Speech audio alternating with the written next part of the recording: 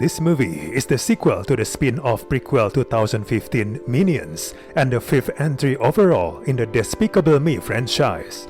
Set after the events of the first film in the 1970s, the movie tells a story about a 12-year-old Gru who desperately wants to join the Vicious Six, a band of celebrity villains who suddenly have a vacancy after the demise of their former leader, Wild Knuckles. The interview to become their newest member doesn't go well, and things only get worse after Gru steals a precious stone from them with the help of Kevin, Stuart, Bob, Otto, and the other minions. First of all, this movie is built as Gru's origin story, an insight into his formative years, but in fact, it does very little with Gru character, reminding us that as much as this was his franchise to begin with, his little yellow companions are clearly the focus on any related projects going forward.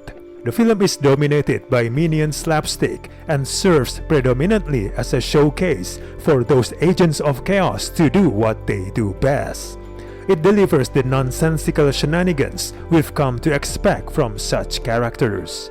This movie is relentless. It's a kid film that is fast, full of chases, visual gags, and colorful action. Unfortunately, the movie doesn't offer anything new. It's a repetitive outing that's basically the same stuff over and over like in the previous movies. It's still using the predictable formula and the same lowbrow humor we've come to know from this franchise. It doesn't excite with any new animation techniques or different visual gags. As funny as some sequences are, it's unlikely to register after you have exited the theater.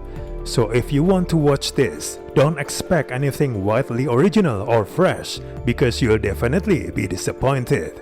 The film is pretty light on story, as the plot is perfunctory.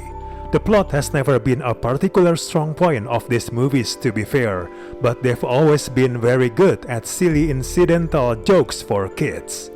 It's an entirely disposable outing that kids will lap up in spades before forgetting much of its existence. The kids would probably laugh a lot, but for adults there are probably just one or two laughs, largely from characters' names and a witty and unexpected reference to some memes. Although the character of Gru is mildly funny, the minions are unfunny without him and have never convincingly attained spin-off hero status. Despite having some absurd moments of physical comedy, there are scenes which feel tired and derivative. One of them is the extended minion kung fu training scene, which rather overstays its welcome. Overall, we all know that these little creatures practically print money for the studio, so they keep making basically the same movie over and over.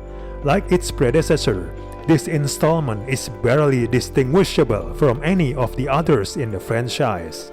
It won't usher in a new era of animation, nor change the way we treat prequels. What it will do is entertain our kids. So if you have kids, this movie is probably still useful. Just don't expect anything worthy for yourself.